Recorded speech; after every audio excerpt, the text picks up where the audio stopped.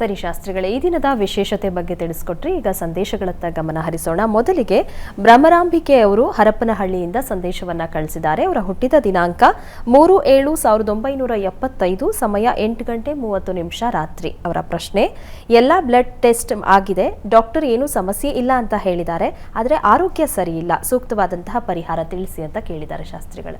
ಭ್ರಮರಾಂಬಿಕಾ ಅವರ ಪ್ರಶ್ನೆ ಆರೋಗ್ಯದ ಕುರಿತಾಗಿ. ಚಿಕಿತ್ಸೆ ತಗೋತಿದ್ದಾರೆ, ಆದರೆ ಅನುಕೂಲ ಆಗ್ತಾ ಇಲ್ಲ ಅಂತ ಅಲ್ವಾ ಅವ್ರ ಪ್ರಶ್ನೆ. ಜಾತಕವನ್ನು ನೋಡೋಣ. ನೋಡಿ, ತಮ್ಮದು ಮಕರ ಲಗ್ನ, ಲಗ್ನಾಧಿಪತಿ ಶನೈಶ್ಚರ ಷಷ್ಠದಲ್ಲಿ, ಷಷ್ಠ ಸ್ಥಾನ ಅದೊಂದು ರೋಗ ಸ್ಥಾನ ಅಂತ. ವಸ್ತುತಃ ಅದು ಮಿತ್ರಕ್ಷೇತ್ರವೇ, ಆದರೆ 6ನೇ ಮನೆ ಅಂತ ಬಂದಾಗ ಪಾಪಗ್ರಹಗಳಿಗೆ ಅಲ್ಲಿ ಬೆಲೆ ಇರ್ತದೆ. ಪಾಪಗ್ರಹ ಶನಿಗೆ 6ನೇ ಮನೆ ಒಳ್ಳೆಯದೇ, ಸಂಶಯ ಇಲ್ಲ, ಆದರೆ ಮೌಢ್ಯನಾಗಿದ್ದಾನೆ. ಇದು ಕಾರಣದಿಂದಾಗಿ ಲಗ್ನಾಧಿಪತಿ ಮೌಢ್ಯನಾದರೆ ಆರೋಗ್ಯದಲ್ಲಿ ಸ್ವಲ್ಪ ಬಲ ಕಡಿಮೆ. ಈಗ ರಾಹು ದಶೆಯಲ್ಲಿ ತಮಗೆ ನಡೀತಾ ಇರತಕ್ಕಂಥದ್ದು ಗುರುವಿನ ಒಂದು ಭುಕ್ತಿ ನಡೀತಾ ಇದೆ. ಆತ ವ್ಯಯಾಧಿಪತಿ ನಿಮ್ಮ ಜಾತಕದಲ್ಲಿ. ಈಗ ಪ್ರಸ್ತುತ ಗೋಚಾರದಲ್ಲೂ ಅವನು ಬಲಹೀನನಾಗಿದ್ದಾನೆ, ಶತ್ರು ಕ್ಷೇತ್ರದಲ್ಲಿದ್ದಾನೆ. ಈ ಎಲ್ಲ ಕಾರಣಗಳಿಂದಾಗಿ ಈ ರಾಹು ಹಾಗೂ ಗುರು ವಸ್ತುತಃ ನಮಗೆ ಕಾಯಿಲೆ ಬರ್ತಕ್ಕಂಥದ್ದು ಯಾವ ದಶೆ, ಆ ಭುಕ್ತಿ ಅವರು ಯಾರೋ ಅವರ ಮೇಲೆ ಹೆಚ್ಚಿನದಾಗಿ ನಿರ್ಮಾಣವಾಗಿರುತ್ತೆ, ನಾವು ಹೇಗಿದ್ದೀವಿ ಅನ್ನೋದು. ಈ ಕಾರಣದಿಂದಾಗಿ ಒಂದು ನೀವು ಸಾಧ್ಯವಾದರೆ ನಿಮಗೆ ಎಲ್ಲೂ ಅನುಕೂಲ ಆಗ್ತಾ ಇಲ್ಲ ಅಂತ ಹೇಳಿದ್ರೆ, ಹೀಗಾಗಿ ಇಂತಹ ಸಂದರ್ಭದಲ್ಲಿ ನೀವು ಈಶ್ವರನ ಆರಾಧನೆ ಒಂದು ನೀವು ಪ್ರತಿ ದಿವಸ ಹತ್ತಿರದಲ್ಲಿ ಯಾವುದಾದ್ರು ಈಶ್ವರ ಸನ್ನಿಧಾನ ಇದ್ದರೆ ಅಲ್ಲಿಗೆ ರುದ್ರಾಭಿಷೇಕ ಮಾಡಿಸಿ. ಜೊತೆಗೆ ಪ್ರತಿ ಮಂಗಳವಾರ ನಾಗನಿಗೆ ರುದ್ರಾಭಿಷೇಕ ಮಾಡಿಸಿ. ಇದು ತುಂಬ ಸಹಾಯವಾಗುತ್ತೆ. ಸಾಧ್ಯವಾದರೆ ನೀವೊಂದು ಆಶ್ಲೇಷ ಬಲಿ ಮಾಡಿಸಿ, ಅದು ತುಂಬ ಸಹಾಯವಾಗುತ್ತೆ. ಈ ಪರಿಹಾರ ನಿಮಗೆ ಅನುಕೂಲ ಮಾಡಿಕೊಡುತ್ತೆ. ನೋಡಿ, ದೈವ ಸಹಾಯ ಮಾಡಬೇಕು. ನಾವು ವೈದ್ಯರು ಚಿಕಿತ್ಸೆ ಮಾಡ್ತಾರೆ, ಆದರೆ ಅದನ್ನು ವಾಸಿ ಮಾಡ್ತಕ್ಕಂಥವನು ಭಗವಂತ. ಹೀಗಾಗಿ ಭಗವಂತನಲ್ಲಿ, ಆ ಈಶ್ವರನಲ್ಲಿ ಅವನು ವೈದ್ಯನಾಥ ಅಲ್ವಾ. ಗುರು ಏನಾದರೂ ಬಾಧಕನಾಗಿದ್ದರೆ ಈಶ್ವರನ ಪ್ರಾರ್ಥನೆ ಬಹಳ ಒಳ್ಳೆಯದು. ಹೀಗಾಗಿ ಈಶ್ವರನಿಗೆ ರುದ್ರಾಭಿಷೇಕ ಪ್ರತಿ ದಿವಸ ಮಾಡಿಸಿ. ನೀವೊಂದು 21 ದಿವಸ ಇದನ್ನು ಮಾಡಿಸಿ, ತುಂಬ ಅನುಕೂಲ ಆಗುತ್ತೆ. ಅದರಲ್ಲಿ ಆತಂಕ ಬೇಡ, ನಂಬಿಕೆಯಿಂದ, ತುಂಬ ನಂಬಿಕೆಯಿಂದ ಮಾಡಿಸಿ, ಒಳ್ಳೆಯದಾಗಲಿ. ಸರಿ ಶಾಸ್ತ್ರಿಗಳೇ, ಇನ್ನು ಮೋಹನ್ ದಾಸ್ ಅವರು ಮಂಗಳೂರಿಂದ ಸಂದೇಶವನ್ನ ಕಳಿಸಿದ್ದಾರೆ. ಅವರ ಹುಟ್ಟಿದ ದಿನಾಂಕ 3/12/1969, ಸಮಯ 4:35 ಬೆಳಗಿನ ಜಾವ. ಅವರ ಪ್ರಶ್ನೆ: ಜೀವನ ಹೇಗಿದೆ ತಿಳಿಸಿ ಅಂತ ಕೇಳಿದ್ದಾರೆ, ಜೊತೆಗೆ ಆರೋಗ್ಯ ಹೇಗಿದೆ ತಿಳಿಸಿ ಅಂತ ಕೇಳಿದ್ದಾರೆ ಶಾಸ್ತ್ರಿಗಳೇ. ಮೋಹನ್ ದಾಸ್ ಅವರ ಪ್ರಶ್ನೆ ಆರೋಗ್ಯದ ಸಂಬಂಧಿ ಪ್ರಶ್ನೆ, ಜೊತೆಗೆ ಜೀವನ ಹೇಗಿರುತ್ತೆ ಅಂತ ಕೇಳಿದಾರಲ್ವ. ಜಾತಕ ನೋಡೋಣ. ನೋಡಿ, ತಮ್ಮದು ತುಲಾ ಲಗ್ನ, ಲಗ್ನದಲ್ಲಿ ಗುರುವಿದ್ದಾನೆ. ಪ್ರಸ್ತುತ ನಿಮಗೆ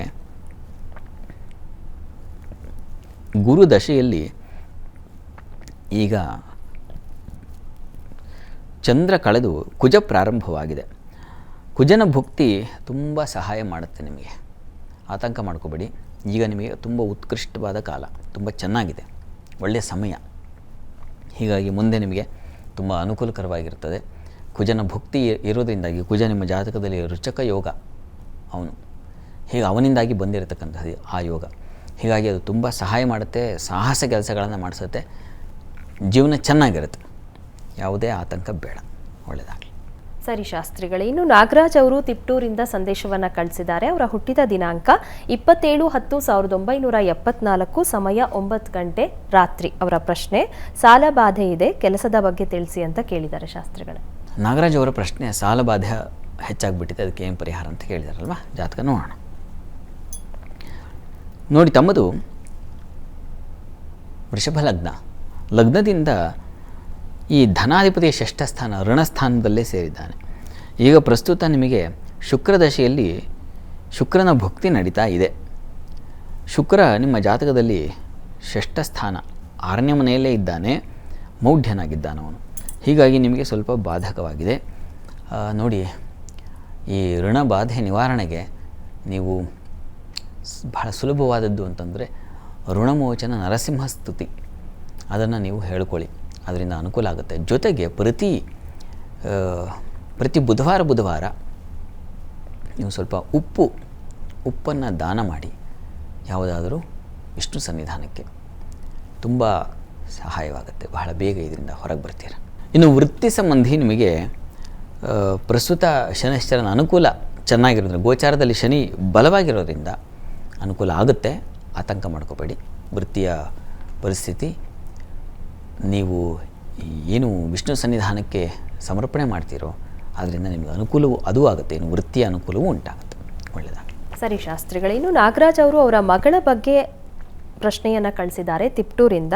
ಮಗಳ ಹುಟ್ಟಿದ ದಿನಾಂಕ 28/8/2004, ಸಮಯ 4:33 ಸಂಜೆ. ಅವರ ಪ್ರಶ್ನೆ ಶಿಕ್ಷಣದ ಬಗ್ಗೆ ತಿಳಿಸಿ ಅಂತ ಕೇಳಿದ್ದಾರೆ ಶಾಸ್ತ್ರಿಗಳೇ. ನಾಗರಾಜ್ ಅವರ ಪ್ರಶ್ನೆ ಅವ್ರ ಮಗಳ ಕುರಿತಾಗಿ, ಅದು ಶಿಕ್ಷಣಕ್ಕೆ ಸಂಬಂಧಿಸಿದ್ದಲ್ವಾ? ಜಾತಕ ನೋಡೋಣ. ನೋಡಿ, ತಮ್ಮದು ಈ ಜಾತಕ ನೋಡಿದಾಗ ಇದು ಮಕರ ಲಗ್ನ. ಲಗ್ನದಿಂದ ಪಂಚಮ ಸ್ಥಾನದ ಅಧಿಪತಿ ಶುಕ್ರ ಜಾತಕದಲ್ಲಿ 6ಥ ಸ್ಥಾನದಲ್ಲಿದ್ದಾನೆ. ಇದು ಸ್ವಲ್ಪ ಮಟ್ಟಿಗೆ ತೊಡಕನ್ನುಂಟು ಮಾಡುತ್ತೆ. ಶನಿ ಜೊತೆಗೆ ಸೇರಿಬಿಟ್ಟಿದ್ದಾನೆ, ಸ್ವಲ್ಪ ಆಲಸ್ಯ ಜಾಸ್ತಿ ಮಾಡುತ್ತೆ. ಈಗ ಪ್ರಸ್ತುತ ರಾಹು ದಶೆಯಲ್ಲಿ ಬುಧನ ಒಂದು ಕಾಲ ನಡೀತಾ ಇದೆ. ಬುಧ ಅಷ್ಟಮದಲ್ಲಿದ್ದಾನೆ, ಸ್ವಲ್ಪ ತೊಡಕಿದೆ. ಇದಕ್ಕೆ ಏನಪ್ಪ ಪರಿಹಾರ ಅಂದರೆ, ನೀವು ಪ್ರತಿ ಶುಕ್ರವಾರ ಅಮ್ಮನವರ ಸನ್ನಿಧಾನದಲ್ಲಿ ನೀವೊಂದು ಅಲ್ಲಿ ಒಂದು ಅಭಿಷೇಕ ಮಾಡಿಸ್ಬೇಕು. ಅದು ಹೇಗಪ್ಪ ಅಂದರೆ ಇರಬೇಕು ಅಂದರೆ, ಹಾಲು, ಕೆಂಪು ಚಂದನ ಜೊತೆಗೆ ಜೇನು ಇದನ್ನು ಮಿಶ್ರಣ ಮಾಡಿ ಅಮ್ಮನವರ ಸನ್ನಿಧಾನದಲ್ಲಿ ಅಭಿಷೇಕ ಮಾಡಿಸಿ ಇದನ್ನು ತೀರ್ಥ ಕೂಡಿಸಬೇಕು. ಅದು ತುಂಬ ಸಹಾಯವಾಗುತ್ತೆ, ವಿದ್ಯೆಗೆ ಅನುಕೂಲ ಆಗುತ್ತೆ. ಮತ್ತು ಜೊತೆಗೆ ಯಾದೇವಿ ಸರ್ವಭೂತೇಷು ಬುದ್ಧಿರೂಪೇಣ ಸಂಸ್ಥಿತ, ಈ ಮಂತ್ರದಿಂದ ಜೇನನ್ನು ಅಭಿಮಂತ್ರಿಸಿ ತಿನ್ನಿಸ್ಬೇಕು.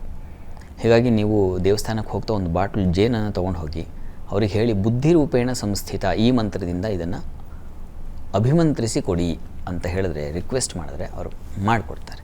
ಅದನ್ನು ಸ್ವಲ್ಪ ಒಂದು ಅರ್ಧ ಸ್ಪೂನ್ ತಿನ್ನಿಸ್ತಾ ಬನ್ನಿ, ಅದು ತುಂಬ ಸಹಾಯ ಆಗುತ್ತೆ. ಒಳ್ಳೆಯದಾಗಲಿ. ಸರಿ ಶಾಸ್ತ್ರಿಗಳೇ, ವೀಕ್ಷಕರು ಕಳುಹಿಸಿದಂತಹ ಸಂದೇಶಗಳಿಗೆ ಉತ್ತರಗಳನ್ನು ತಿಳಿಸ್ಕೊಟ್ರಿ.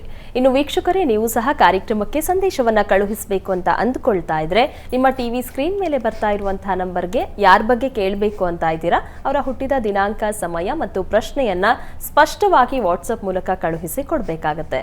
ಮುಂದಿನ ಹಂತದಲ್ಲಿ 12 ರಾಶಿಗಳ ಫಲಾಫಲ ಈ ದಿನ ಯಾವ ರೀತಿಯಾಗಿದೆ ಅಂತ ನೋಡೋಣ. ಈಗ ಕಾರ್ಯಕ್ರಮದಲ್ಲಿ ಪುಟ್ಟದೊಂದು ವಿರಾಮ.